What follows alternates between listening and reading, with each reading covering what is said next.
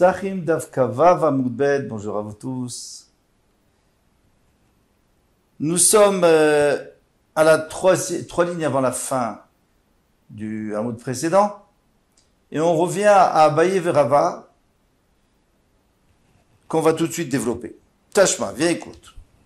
Alors ici, on parle d'une Egla Roufa. Une Egla Roufa, c'est une génisse qu'on va utiliser, on va lui briser la nuque, entre deux villes, parce qu'il y a eu un mort qui a été trouvé.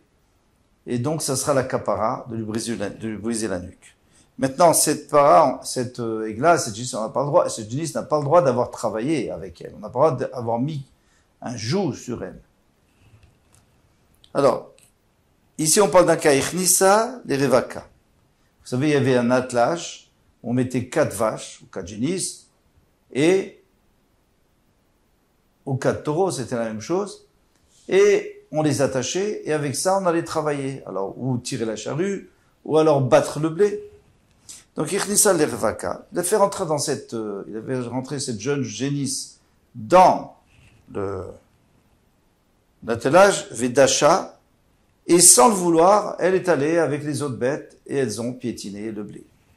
Kshira, elle est quand même Kshira. Pourquoi? Parce qu'il n'avait pas du tout l'intention, ça n'intéresse pas. Bishvil Shetinak, maintenant, si c'est parce que il attache avec sa mère pour qu'elle puisse téter de sa mère, et aussi Vetadouche, et par la même occasion, elle puisse aussi piétiner le blé, Psoula, elle est Psoula, bien sûr, parce qu'il a voulu. Alors ici, dans un cas où il n'est pas possible dans la Sefa, il n'est pas possible, il faut qu'elle tète, elle est obligée d'être avec sa mère, tu ne peux pas la séparer. Mais d'un autre côté, tu es content, Vekatane Psoula, il y a écrit qu'elle est Psoula. Alors qu'est-ce qu'on apprend d'ici? On apprend d'ici comme Rava, parce que c'est Rava qui disait que quand on ne peut pas, on n'a pas le choix, mais on veut profiter, eh bien c'est pas soul, c'est assoul. Abaye disait que c'est Moutar. La Gemara dit Shane Atam Dirtiv Asher Lo Uvad Ba. C'est différent là-bas parce qu'il y a écrit qu'il fallait que on n'ait pas du tout, Asher Lo Uvad Ba, qu'il n'y ait pas eu de travail, qu'on n'ait pas travaillé avec elle. Mikol Makom, de toutes les manières. C'est-à-dire, même si, que tu le veuilles ou que tu le veuilles pas, il faut que,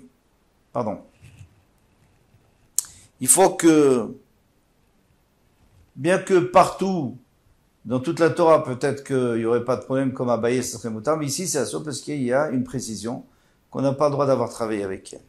Yachi, alors tout de suite, la Gemara pose la question, Afil Rishanami. Donc, dans la Risha aussi, lorsqu'il l'a attachée pas du tout pour travailler, elle l'a fait sans son intention. Et pourquoi elle est moutérette? Elle devrait être assoura. Puisqu'il y a écrit qu'il ne faut pas qu'elle ait travaillé. C'est une exception. On m'a répond, Halo Damia, et là, Léa, on tourne la page.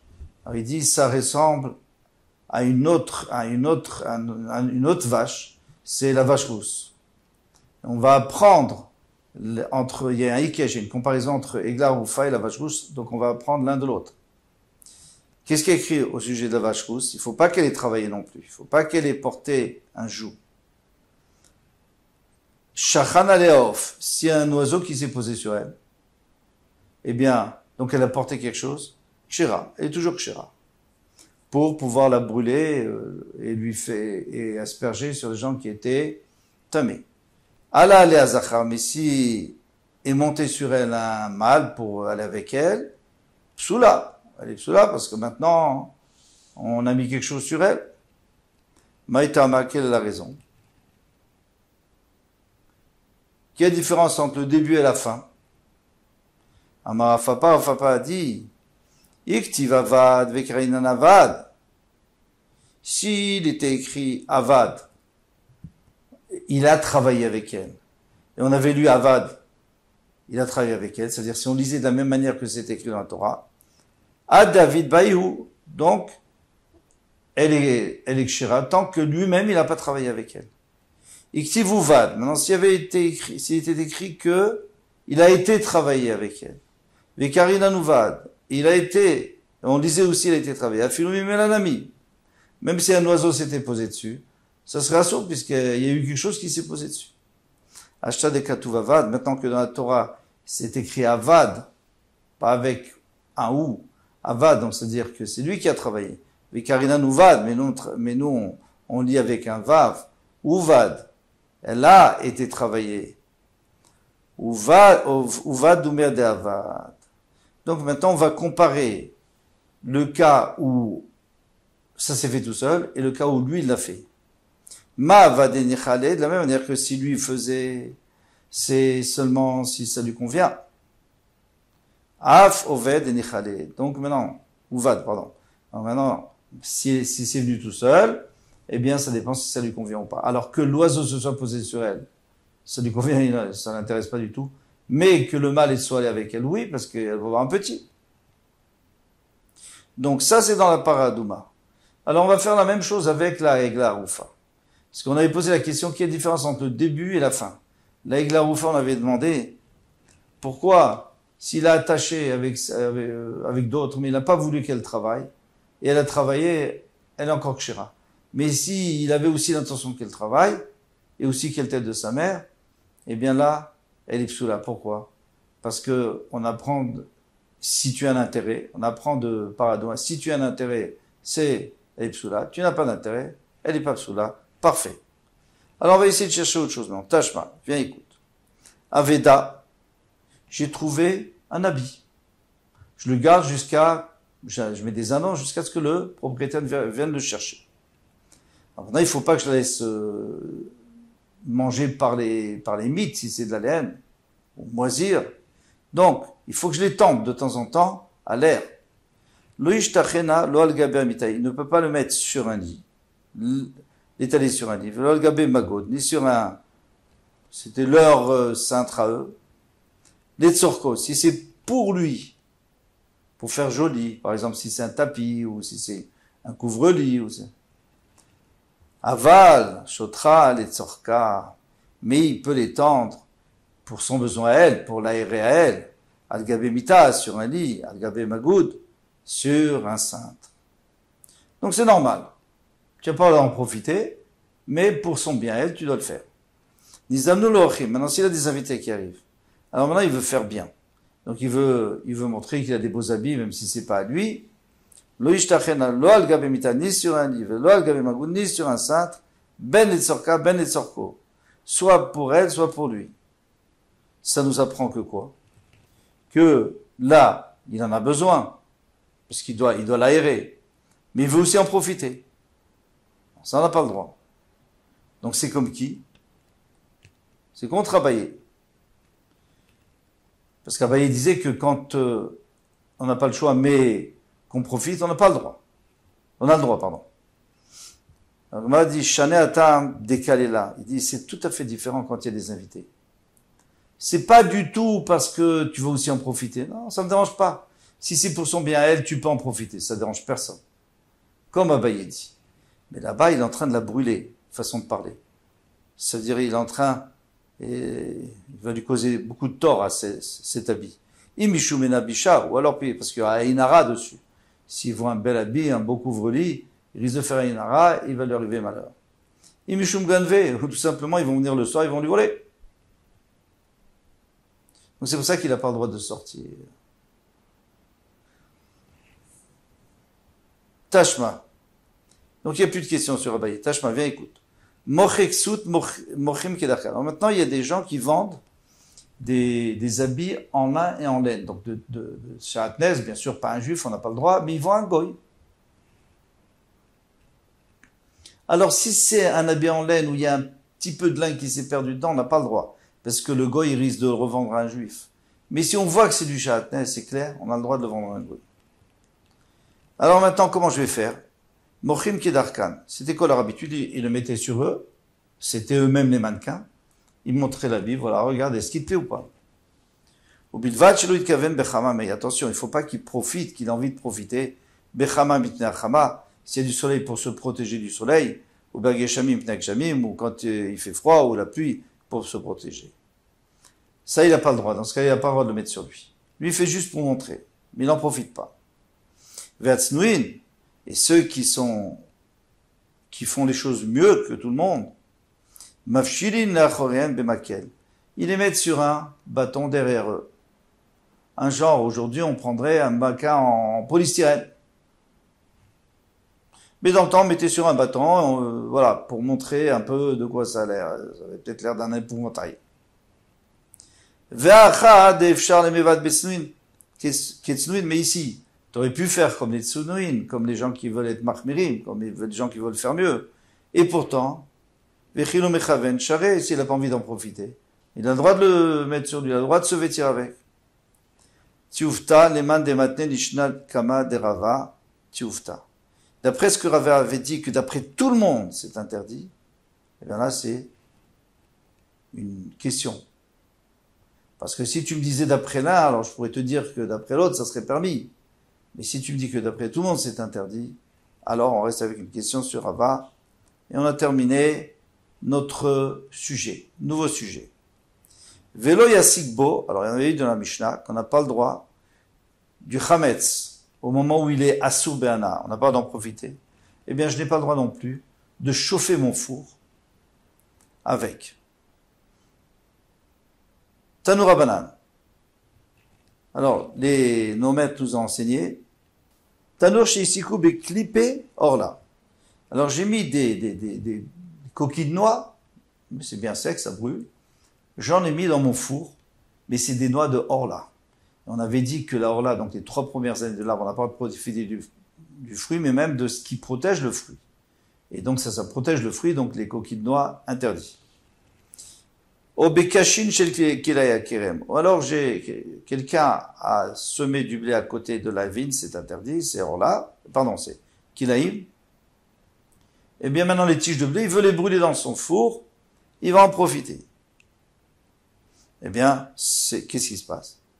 Chadash yutsatz. Si c'était un nouveau four, en terre cuite bien sûr, il est tout neuf, eh bien tu dois le jeter, tu dois le briser. Pourquoi? Parce que ça permet de durcir. La terre cuite, c'est connu, il faut la faire durcir, il faut la faire chauffer une fois. Or, c'est la première fois qu'il a fait chauffer. Grâce au Issourim, eh bien, maintenant tu le jettes. Tu le brises et tu le jettes. Yachan, maintenant s'il avait déjà été durci, et c'est juste pour cuire dedans des chalotes, Yutsan, alors il faut attendre qu'ils se refroidissent, pour pas profiter de ces Issourim qui ont chauffé, de Orla ou de Kilaïm, et une fois qu'il est froid, eh bien on réchauffe avec du vrai bois, du bon bois, et à ce moment-là on fait cuire. Afabo et tapat. Mais en disant que lui il savait pas, il a profité de ce four-là qui était, même si c'était le four qui était ancien, mais il est chaud par justement ces coquilles, eh bien il a fait cuire du pain. Rabbi Omer a pas tassour. Rabbi dit bien sûr, le pain est tassour parce qu'il a profité. Comment j'ai fait? J'ai profité du Issour, Be'ana, pour faire cuire mon pain. Les Chachamim omrim apat muteret, les Chachamim permettent. Alors ça, il faut comprendre. Pourquoi est-ce que les Chachamim vont permettre une chose pareille? Alors, parce qu'ils disent que lorsque je brûle du bois, ou quelque chose de assaut, tant qu'il est entier, mais il n'y a pas de feu. Il peut pas chauffer le four. Pour pouvoir chauffer le four, il faut qu'il brûle. Donc ça commence à devenir des braises. Or les braises, c'est déjà moutard. On a le droit d'utiliser. C'est plus intact. C'est plus intact. Et même si tu me dis qu'il y a une partie du combustible qui n'est pas encore brûlée parce qu'il va brûler plus tard, mais c'est pas cette partie qui chauffe mon four. Et cette partie qui reste, elle va chauffer mon four plus tard quand elle va prendre feu. Donc ça fait qu'en fin de compte, j'ai toujours le droit d'utiliser. Et même mon four neuf, j'ai pas besoin de le briser. Bishlal gabegechanim. Maintenant, s'il a cuit sur des braises, donc c'est déjà plus des coquilles qui sont entières, mais c'est des braises de coquilles, eh bien, dit vrai akol muteret, d'après tout le monde, ce sera moutard, parce que là, vraiment, on n'utilise pas de, or là, on n'utilise pas de kilaïm qui sont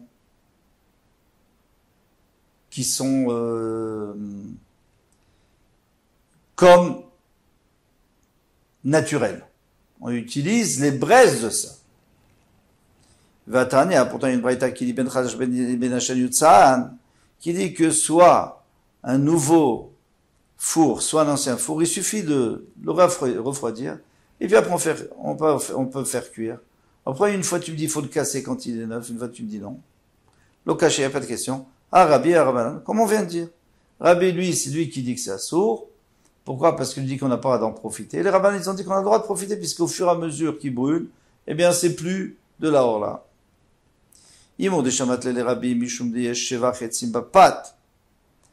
Rabbi, c'est vrai qu'il avait parlé. Lui, il avait parlé du pain.